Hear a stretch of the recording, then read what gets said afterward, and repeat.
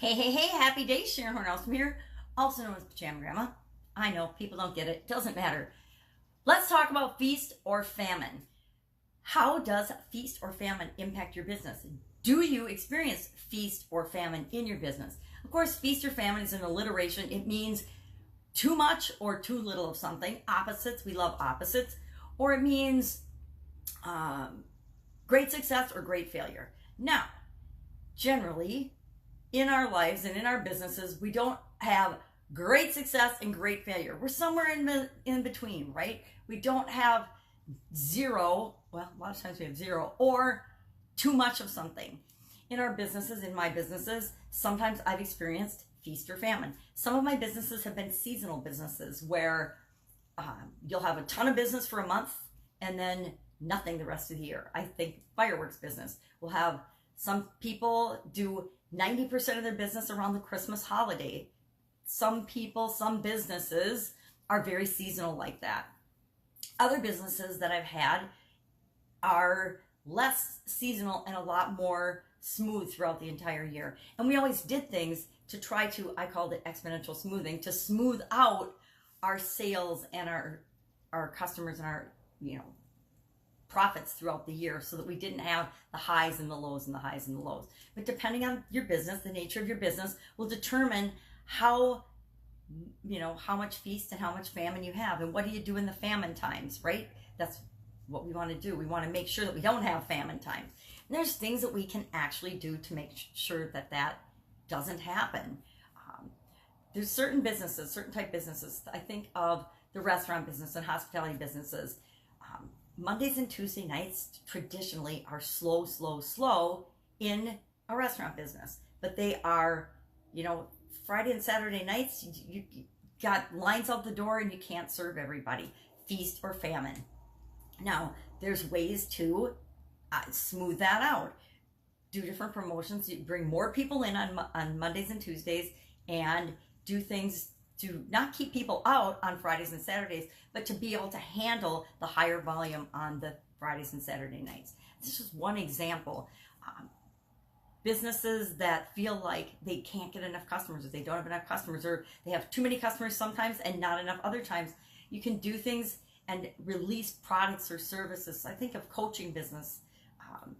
Sometimes a lot of coaches that I work with feel like their business is all over the place. They cannot get a steady stream of people coming in. And there's strategies and ways to attract the people that you need to work with, the perfect prospects to you that you can use. And they're super easy to implement, where you can smooth out the amount of people that you can serve. And there's ways that you can add systems and processes to your business so that you can serve more people, that you can give more value. But it's examples of feast or famine. We all feel like, it seems like the more we want something, the more we push it away because we don't have it yet. I guess I think in terms of customers the most, because the biggest complaint I get from the people that I work with, my consulting clients and my coaching students, is that they don't have enough customers. They can't get enough customers. They can't find people. Okay, there's 8 billion. I think there's more than 8 billion people on the planet now. Maybe it's only high sevens, but there's a lot of people on the planet.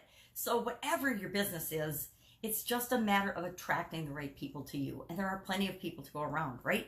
None of us can serve 8 billion people. I know there's corporations that try, but none of us can. And we don't need thousands and thousands of people that we're providing value to in order to create the life that we want, to make a great living.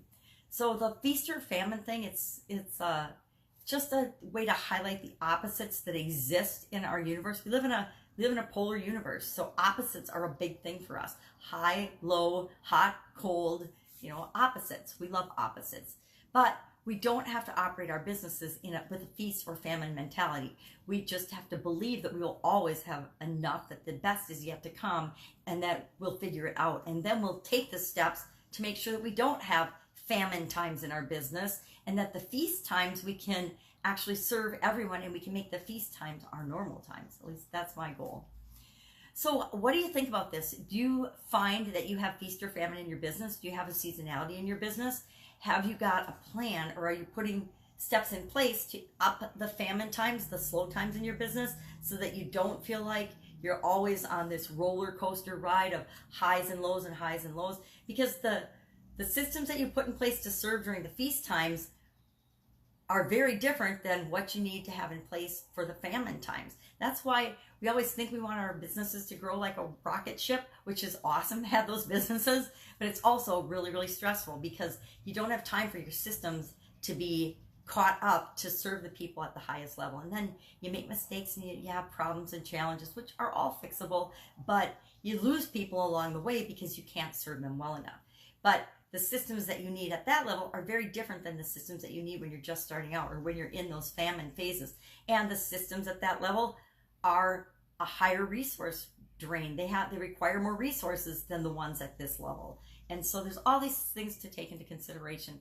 But know that feast or famine, the level of business that's coming to you is entirely up to you by deciding with, the actions that you're going to take, the things you're going to do, the steps you're going to put in place to bring the amount of people to you and your business that you need so that you don't have those famine times.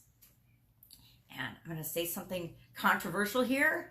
The famine times are created 100% by us, and by us believing that there's lack and scarcity and famine and that there's not enough for us to have and do and be whatever we want. Ooh, ouch, right?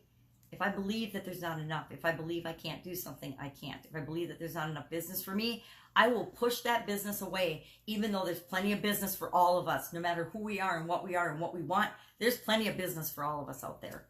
Anyway, that's it. That's my little thoughts about feast or famine today. I would love to hear your thoughts about feast or famine. Or if you think I'm all wet and you say, hey, that's complete and utter BS, Sharon, there are absolute famine times in my experience, and then we'll chat about that. Take care. Have an awesome day. I'll, of course, be with you tomorrow.